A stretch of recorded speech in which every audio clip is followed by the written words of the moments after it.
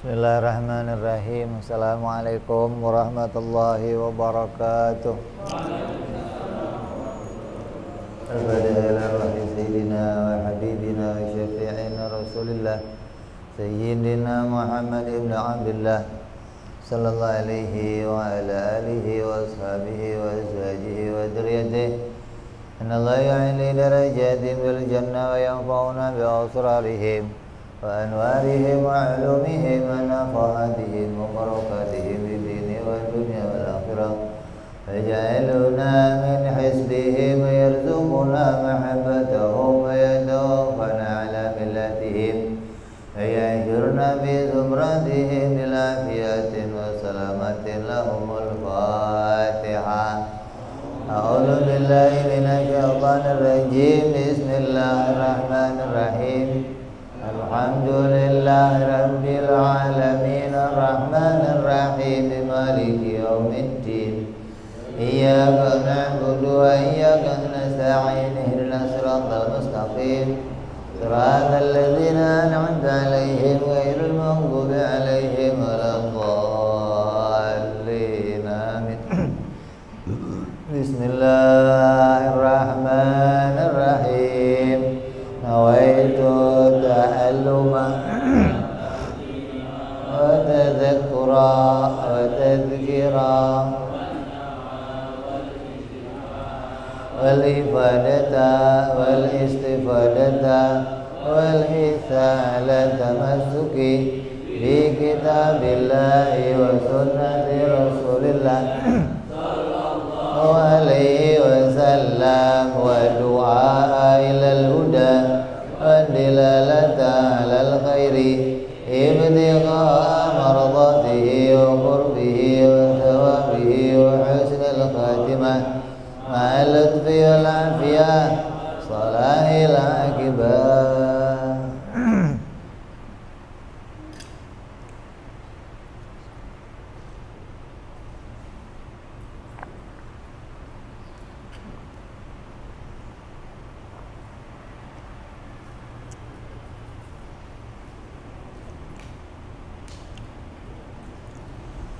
Bismillahirrahmanirrahim.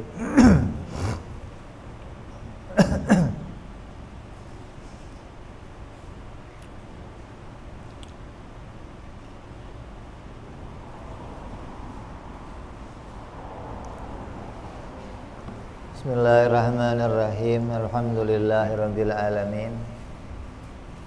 Wassalatu wassalamu ala asyrafil anbiya'i wal mursalin Sayyidina wa habibina wa syafi'ina wa maulana Muhammadin wa ala alihi wa sahbihi ajma'in. Amma ba'du. Qala musanniful kitab Hadratus Syekh Imam Ahmad ibn Athaillah rahimahullah wa ghafara lahu wa liwalidayhi wa nafa'ana bihi fid dharain thumma ila sahibi syarha Yai Saleh bin Umar Darat rahimahullah wa ghafara lahu wa liwalidayhi wa nafa'ana bihi fid dharain.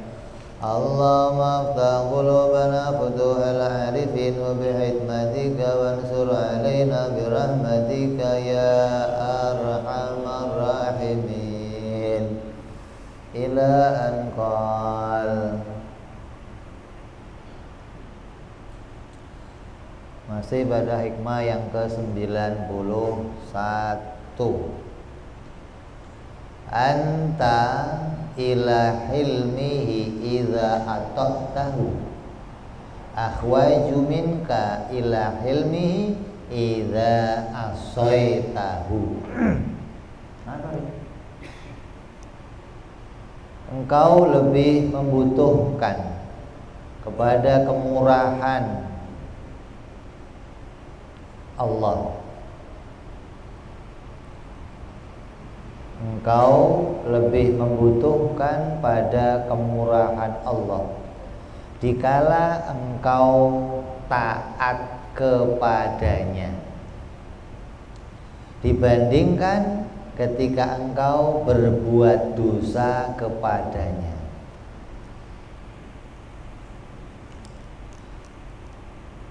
Kita lebih membutuhkan kepada Allah, lebih membutuhkan pengampunan Allah dikala kita taat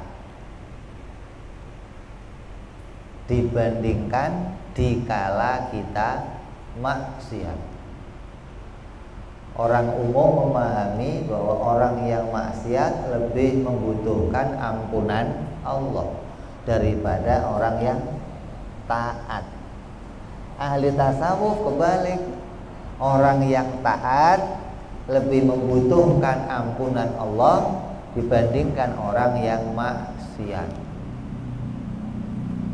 Maksudnya bagaimana? Khilim atau hilmunnya Allah adalah mampu mendatangkan hukuman kepada seseorang, tapi Allah menunda atau menahannya. Sifat hilim itu sama dengan sifat as-sabur. Allah itu penyabar. Karena Allah itu zat yang bisa menunda hukuman. Kalau ada hambanya yang salah, Allah tidak langsung menghukumnya. Nah, hilim juga begitu. Artinya hilim adalah Allah mampu mendatangkan hukuman di waktu itu, tapi Allah tidak mendatangkannya. Allah menundanya belakangan sampai kepada waktu yang Allah kehendaki. Kapan? Nanti setelah hari kiamat. Padahal orangnya ahli maksiat, orangnya kafir, berbuat dosa, banyak berbuat salah, tapi Allah tidak mensegerakan mengadab dia, tapi Allah menundanya nanti sampai hari kiamat. Maka sifat menunda itu namanya sifat hilim. Apa? Hilim atau hilmun. Maka seseorang yang berbuat taat lebih butuh kepada sifat hilimnya Allah daripada orang yang maksiat.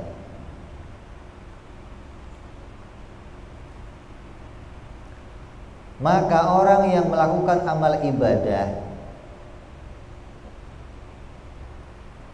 dikatakan sebagai orang yang lebih membutuhkan kepada hilim. Kenapa? Padahal kan kelihatannya orang yang lebih butuh kepada hilimnya Allah itu orang yang maksiat, orang yang berbuat dosa, lebih butuh kepada pertolongan Allah untuk ditunda hukumannya. Ini kok malah yang lebih butuh malah orang yang berbuat taat, bukan orang yang malah maksiat. Kenapa? Karena orang yang taat kepada Allah itu terkadang mendatangkan sebuah kesalahan yang lebih besar dibandingkan orang yang melakukan kesalahan di luar ibadah. Ada kesalahan di dalam melakukan ibadah, ada kesalahan di luar kita melakukan ibadah. Kesalahan apa dalam ibadah? Kesalahan batin. Adapun kesalahan di luar ibadah namanya kesalahan zahir.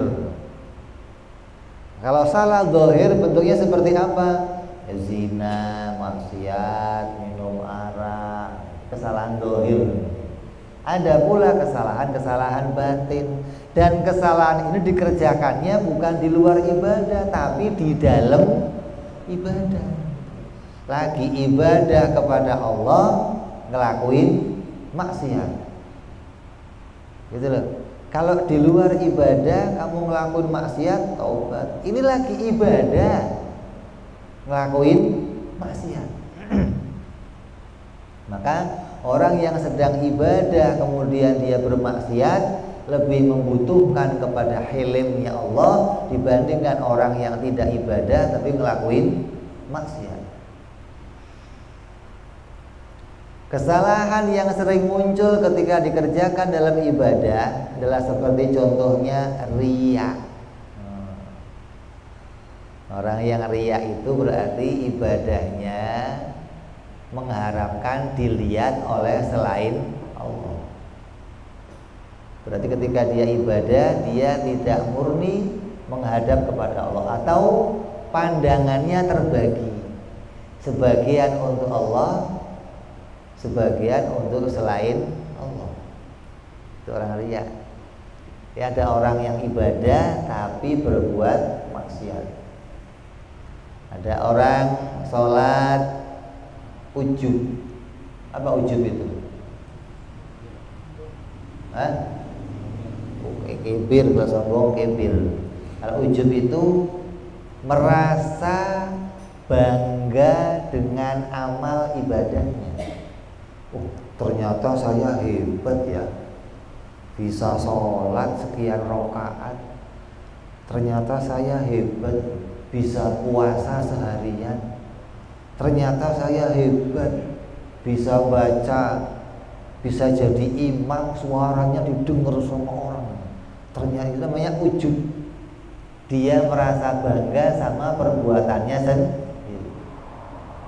Dia nggak sadar kalau perbuatan itu hasil pertolongan Allah. Dianggap itu dari perbuatannya, kemudian dia banggakan. Hebat bener dah, gua dah. Yang lain mah kecil. Itu namanya ujub. Ini banyak orang yang taat ngelakuin itu, gitu loh. Kadang dia riya, kadang ujub, kadang takabur, kadang lagi sholat memikirkan tamani, kepingin ini, kepingin itu, ini macam-macam yang dikerjakan. Maka kemaksiatan yang dilakukan di dalam sholat itu dosanya lebih besar dari kemaksiatan yang dilakukan di luar ibadah. Itu loh maksudnya.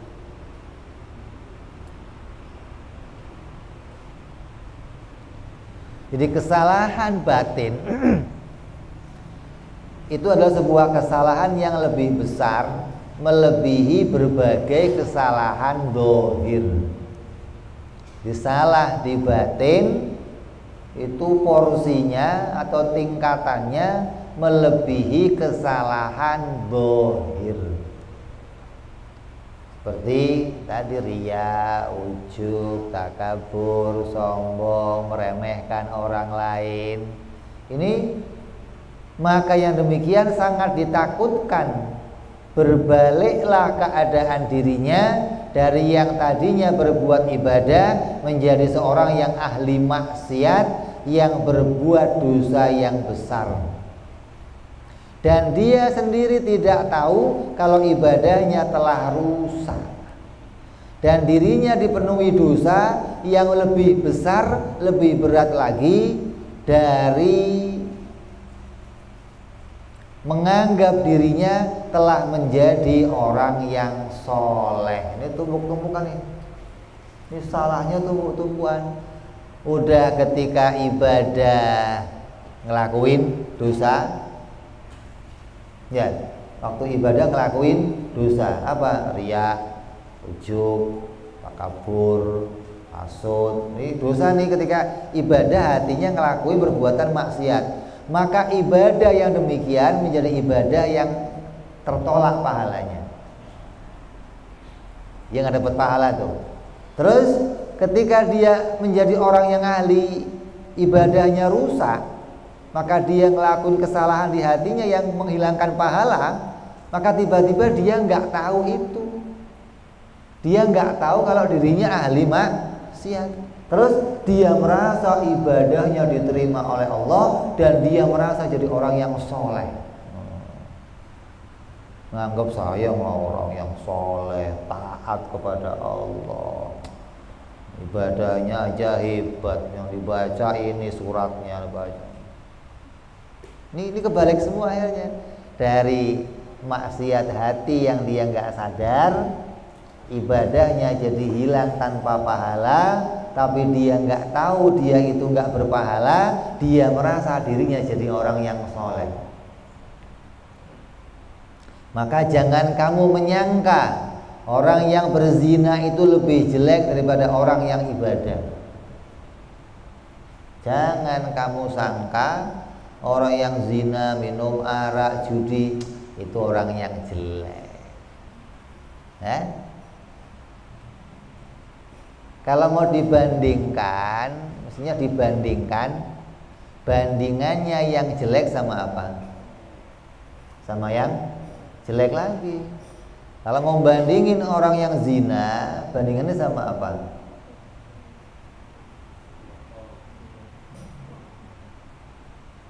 Orang yang zina bandingannya sama orang yang maksiat di dalam sholat. Duduknya sana.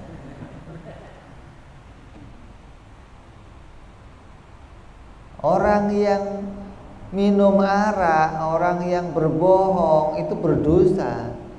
Dan kalau mau dibandingkan, lebih besar mana dosanya? Lebih besar orang yang berbuat dosa ketika ngelakuin ibadah. Ibadahnya dicampur riya, dicampur ujub. Itu kata para tasawuf, para ahli sufi, itu lebih dahsyat dosanya. Jadi kalau pandangan kita kan mandang orang yang sholat itu udah hebat banget kan ya. Ada orang sholat pakai udeng-udeng lagi, pakai jubah lagi sholatnya, masjid jadi imam, ini hebat banget dah. Orang yang ahli zina, ahli maksiat akan lihat orang itu, ini orang ahli surga, saya ahli neraka. Padahal itu orang yang ngelakuin itu bisa jadi lebih berat dosanya ketika dia ngelakuin maksiat dibandingkan kamu yang secara zahir ngelakuin maksiat. Karena maksiat yang dilakukan dia itu tidak diketahui kalau itu maksiat. Nah kalau kamu kan tahu itu maksiat, zina kamu tahu itu maksiat, riba kamu tahu itu maksiat, minum arak kamu tahu itu maksiat. Setelah itu kamu istighfar sekali selesai. Lah kalau ini kamu nggak sadar kalau kamu telah berbuat maksiat, kan berat. Hingga kesalahan itu tertutup dengan kebaikan yang kamu kerjakan, seakan-akan saya nggak punya kesalahan, isinya kebaikan semua. Begitu diukur ternyata rusak semua amal ibadahnya.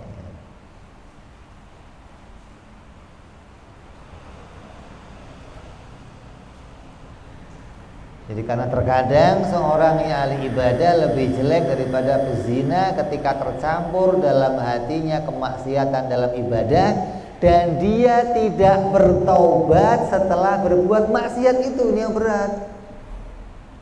Dianggap nggak ada dosa, hingga lempeng aja sholatnya. Dianggap alhamdulillah ya Allah, terimalah sholatku ya Allah, meredek segala komplit. Dia nggak tahu maksiat sholatnya penuh dengan kemaksiatan. Maka jika tidak ada hilim dari Allah, seorang ahli ibadah yang disertai maksiat batin, yang dia tidak merasa dirinya maksiat, akan mendapat murka Allah dan dijauhkan dari keridhaannya Allah Subhanahu wa taala. Dia orang yang ahli ibadah lebih butuh ilmunya Allah. Karena kita kadang nggak sadar ketika sholat kita lebih banyak melakukan maksiat dan terkadang kita anggap itu bukan maksiat. Dianggap itu masa sih sholat maksiat? Maksiat mah di luar sholat, mana ada orang sholat maksiat? Wah ini yang nggak tahu ini. Dianggap sholatnya baik-baik saja, sholatnya aman-aman saja, sholatnya nggak punya kesalahan. Nabi kita Muhammad Sallallahu Alaihi Wasallam apabila selesai sholat mengajarkan istighfar 3 kali, ngajarinnya 3 kali, tapi Nabi ngelakuinnya 20 kali. Kenapa? Karena Nabi dalam sehari istighfar 100 kali yang diajarkan Nabi. Dia tiap sholat 20. Tapi yang ditampilkan, disunnahkan oleh Nabi untuk dibaca secara keras itu 3 kali setiap sholat. Tujuannya adalah mengajarkan kepada kita agar mengharapkan ampunan dari Allah Subhanahu wa taala dari kekurangan ibadah yang telah kita lakukan. Istighfar habis sholat, ya Allah astagfirullah, barangkali dalam sholat ada riyaknya ya Allah, barangkali ada ujubnya ya Allah, barangkali ada takaburnya ya Allah, barangkali ada mengharapkan pahala ya Allah, barangkali ada enggak ikhlasnya ya Allah. Terus istighfar nih atas ibadah yang telah kita kerjakan. Jangan merasa kalau sudah ibadah udah aman, enggak ada dosanya ibadah. Kita diajarkan, diperintahkan untuk memperbanyak istighfar setelah sholat. Itu bukan urusannya minta ampun kepada dosa-dosa yang lain, bukan. Tapi urusannya minta ampun kepada dosa-dosa yang kita kerjakan di dalam sholat. Karena terkadang kita sholat ngelakuin kesalahan tapi nggak merasa kalau bersalah, hingga dosa itu nggak sempat kita istighfari, nggak sempat kita mintakan ampun kepada Allah. Kita anggap gampang. Nah kalau kayak kamu zina, kamu riba, minum arak, kamu pacaran, suka pacaran kamu, itu kan dosa yang kelihatan. Kamu tahu, ya Allah dosa ya Allah, minta ampun ya Allah. Gak ada orang minum arak ini mah gak dosa, gak ada. Itu orang ngeng namanya, minum arak gak. Orang zina mau, ini mah gak apa-apa. Mana ada zina gak apa-apa? Mau zina pakai orang, mau zina tangan, mau zina mata, mau zina apa, semua hukumnya apa? Dosa. Kamu harus istighfar, minta ampun ya Allah, astagfirullah, berbuat dosa ya Allah. Tapi kan jelas kamu tahu itu dosa gitu. Nah kalau yang riya, ujub, takabur, hasud, kan nggak kelihatan. Bagaimana kamu sadar itu ada perbuatan pada kamu? Maka ini lebih penting untuk kita awasi, lebih penting untuk kita cermati, karena terkadang ini terselip dalam ibadah kita dan itu merusak nilai ibadah kita kepada Allah Subhanahu wa taala. Maka jangan menganggap istighfar setelah sholat itu untuk maksiat yang kita lakukan di luar sholat. Justru orang yang ibadah setelahnya perlu istighfar agar terbebas dari kesalahan batin. Adapun orang yang maksiat secara zahir, langsung maksiat kepada Allah, maka terkadang maksiat itu justru bisa membawa dia mendekatkan diri kepada Allah. Kalau istighfar maksiat zahir kan kelihatan, kamu tahu itu maksiat, kamu tahu itu dosa. Ketika kamu tahu itu dosa, kamu sering ngerjainnya, maka bisa muncul di hati kamu rasa malu kepada Allah. Itu loh. Ono maksiat lagi, lama-lama ya Allah saya malu, ya Allah maksiat terus.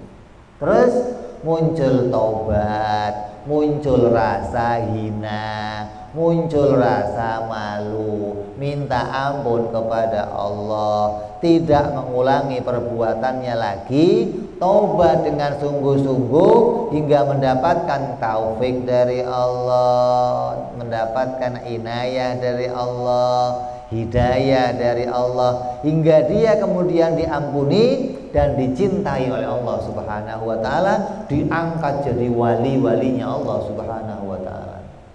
Ini taubat orang yang berbuat dosanya jelas dan dosanya ditaubati. Malah bisa jadi naik derajatnya, bukan malah turun derajatnya. Yang repot itu yang maksiat nggak ditaubati gitu loh. Kenapa? Karena nggak tahu kalau dirinya sedang berbuat maksiat. Kok nggak tahu? Nggak kelihatan. Tersimpan dalam hati maksiatnya. Apalagi syirik kepada Allah, nggak lebih berat. Yang isinya riya aja begitu bahayanya.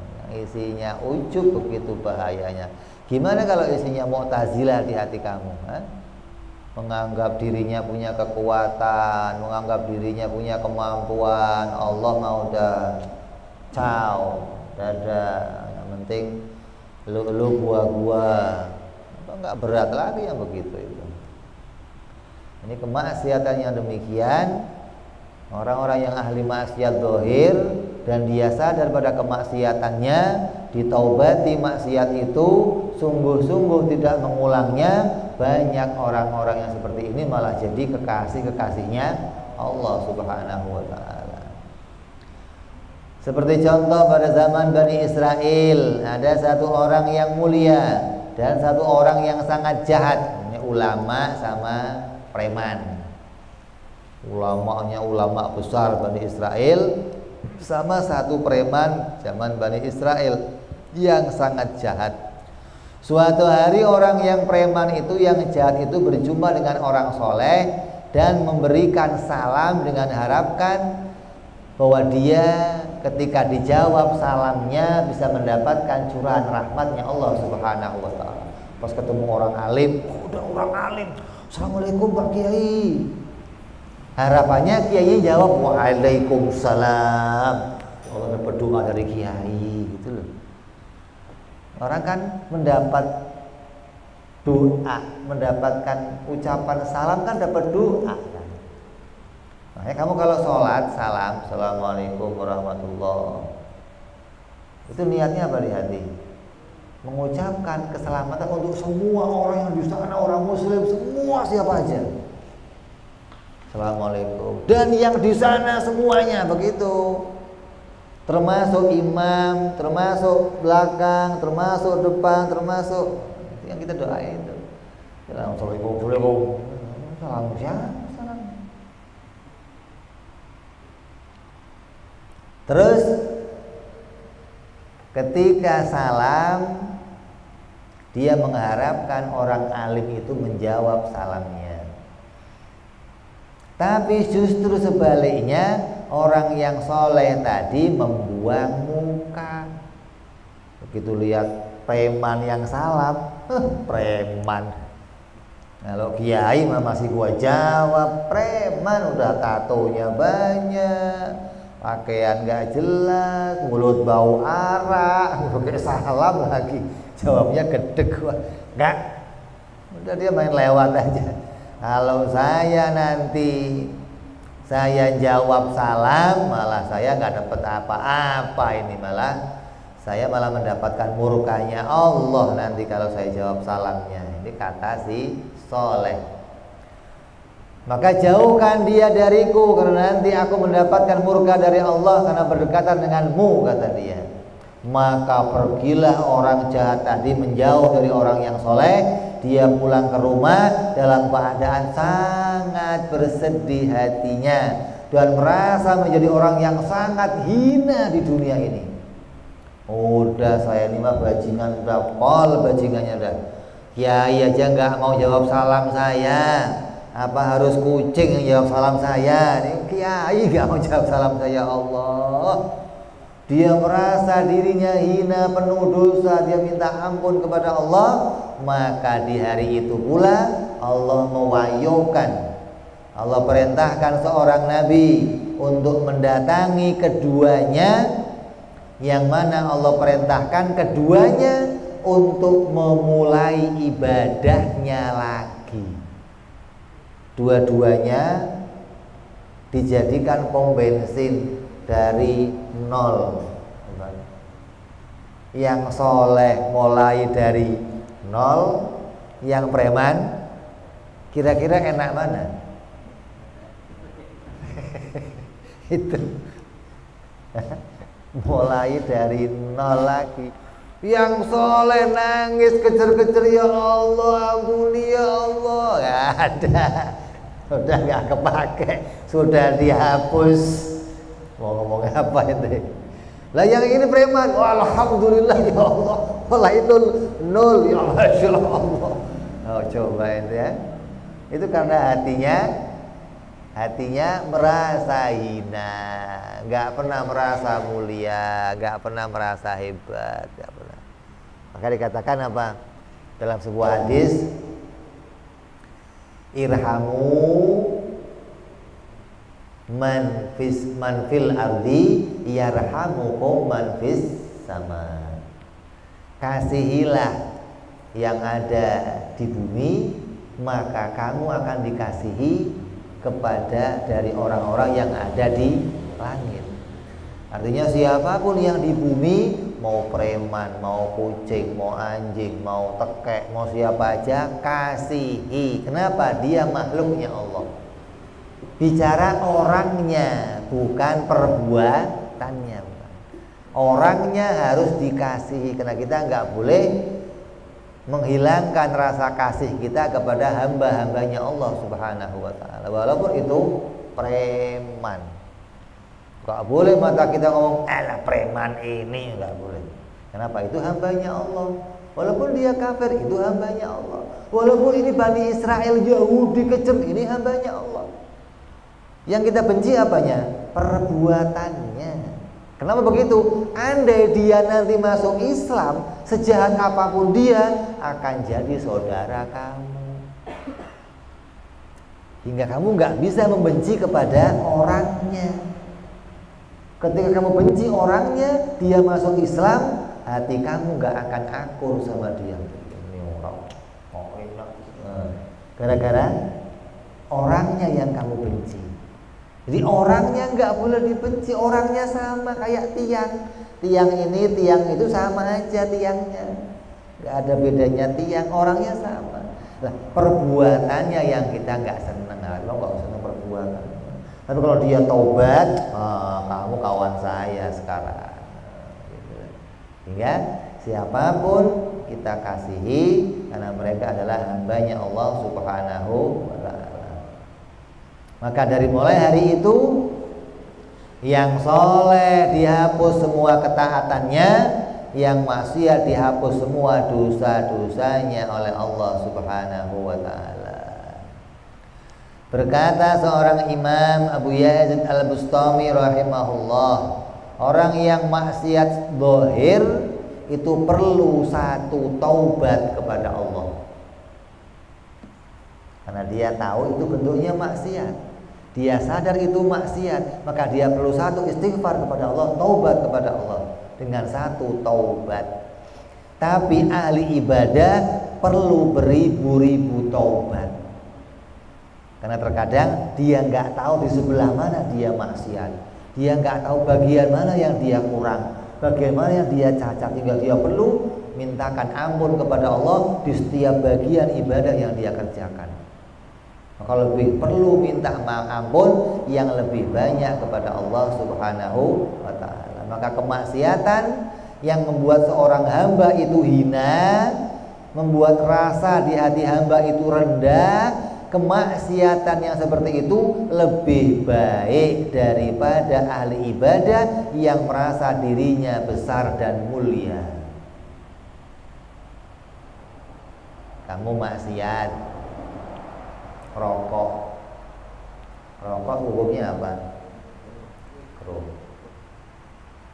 Kalau kamu masih ngerokok, kamu nggak akan pernah merasa mulia. Kamu nggak akan pernah merasa jadi orang yang paling hebat. Kamu nggak akan pernah merasa jadi orang yang lebih baik dari orang lain. Kamu akan merasa rendah. Saya masih merokok, dia mah hebat, dia mah alim, dia mah. Itu jalan untuk kamu terus menundukkan diri, gitu loh. Walaupun kamu punya jalan satu-satu, saya harus berhenti, saya nggak mau merokok lagi nanti. Tapi selagi kamu merokok maksiat, itu jadi jalan kamu untuk terus merendahkan diri di hadapannya orang lain. Nggak merasa hebat. Kamu apa? Merokok kok merasa hebat, masih maksiat kok hebat, itu hebatnya di mana? Maksiat kok hebat. Jadi itu jadi jalan kita untuk terus merendahkan diri di hadapan Allah, nggak pernah nganggap orang lain lebih hebat, lebih mulia nggak? Orang lain lebih hina nggak ada. Saya paling hina, orang lain mulia. Kenapa? Saya belum bisa ninggal rokok, saya ahli maksiat. Jadi itu jalan untuk terus kamu bisa tawadhu, untuk kamu terus bisa istighfar kepada Allah, minta ampun kepada Allah. Enggak merasa saya hebat, saya istimewa, saya kamu apa. Ya. Jadi ini jalannya. Maka sebaik-baik hamba itu adalah yang mau berbuat ketaatan, dan dia tidak melihat ibadah itu dari kemampuan dirinya sendiri, tapi dia melihat bahwa ibadah itu dari Allah Subhanahu wa ta'ala. Sebaik-baiknya ahli ibadah yang ketika dia ibadah itu hatinya nggak berbuat maksiat, itu hatinya gimana? Hilang dari riya, hilang dari ujub, hilang dari takabur, hatinya punya keikhlasannya. Bagaimana ketika dia merasa dia ibadah dan ibadah itu bukan dari dirinya sendiri tapi dari Allah, hingga dia nggak menganggap lebih hebat dari orang lain. Kenapa? Karena ini Allah yang mendatangkan. Tapi kalau kamu menganggap ini saya sendiri yang mendatangkan, kamu akan anggap diri kamu lebih baik dari orang lain. Tapi ketika ini didatangkan Allah, ya Allah, Engkau yang maha baik ya Allah, Engkau yang maha penolong ya Allah, Engkau yang maha membantu hamba-hambamu ya Allah berbuat kebaikan. Jadi sebaik-baiknya hamba adalah yang dia bisa ibadah kepada Allah, melakukan ketaatan kepada Allah, dan dia tidak melihat ibadah itu datang dari kemampuannya sendiri, tapi melihat ibadah itu datang dari Allah. Terus dengan Allah, maknanya dengan pertolongan Allah.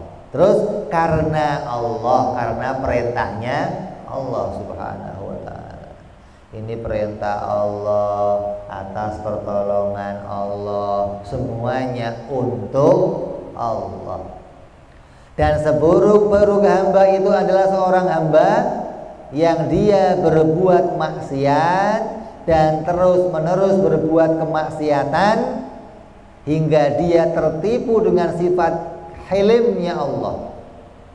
Seburuk-buruknya orang, dengar nih, sejelek-jeleknya orang, seburuk-buruknya orang adalah orang yang berbuat maksiat dan dia terus-menerus berbuat maksiat, tapi dia mengharapkan hilimnya Allah. Kan repot. Maksiatnya disadari, maksiatnya diketahui, tapi berharap Allah menunda siksaan untuk dirinya. Mudah-mudahan gak disiksa ya Allah. Minum arak jangan disiksa ya Allah ya, Masya Allah. Itu sejelek-jeleknya orang. Dia sengaja berzina, sengaja minum arak, sengaja berbuat maksiat, tapi dia berharap ya Allah jangan disiksa ya Allah ya. Dan dia terus berangan-angan untuk bisa selamat dari siksaan Allah dan mendapatkan syafaatnya Nabi Muhammad Sallallahu Alaihi Wasallam dan tidak berhenti berbuat maksiat. Ini geblek-gebleknya orang udah ahli maksiat, tertipu dengan kemaksiatannya, berharap Allah tidak menyiksanya, tapi nggak mau berhenti dari maksiat, harapannya mudah-mudahan dapat syafaat Nabi. Kan berat ini sejelek-jeleknya orang. Maka hati-hati jangan sampai kita digolongkan oleh Allah menjadi orang yang maksiatnya jadi maksiat yang terus menerus hingga kita tidak mau pisah dari maksiat itu, dan kita mengharapkan kita nggak disiksa oleh Allah Subhanahu wa ta'ala. Kita akan jadi kelompok orang-orang yang paling jelek di dunia ini. Na'udzubillahi min dzalik. Karena hingga ketika kita mengharapkan hilimnya Allah, kerahimannya Allah, kebaikannya Allah dalam menunda dosa-dosa kita, menunda siksaan untuk kita, maka segeralah beristighfar atas setiap dosa-dosa kita, taubat kepada Allah dan berharap Allah mengampuni semua kesalahan kita dan kita dihindarkan dari siksanya, dihindarkan dari azabnya, diamankan dari nerakanya, dan berharap mudah-mudahan dapat syafaatnya Nabi Muhammad Sallallahu Alaihi Wasallam selama di dunia sampai nanti di akhirat. Amin ya rabbal ala hadhihi niyyah wa ala niyatin salihah wa ila hadratin nabi. Al-Fatihah. A'udzu billahi minasyaitonir rajim. Bismillahirrahmanirrahim. Alhamdulillahi Rabbil Alamin Ar-Rahmanir Rahim Maliki Yawmiddin Iyyaka na'budu wa iyyaka nasta'in Ihdinas siratal mustaqim Siratal ladzina an'amta 'alaihim ghairil maghdubi 'alaihim waladdallin Amin Ya Rabbana bi'anana qatarabna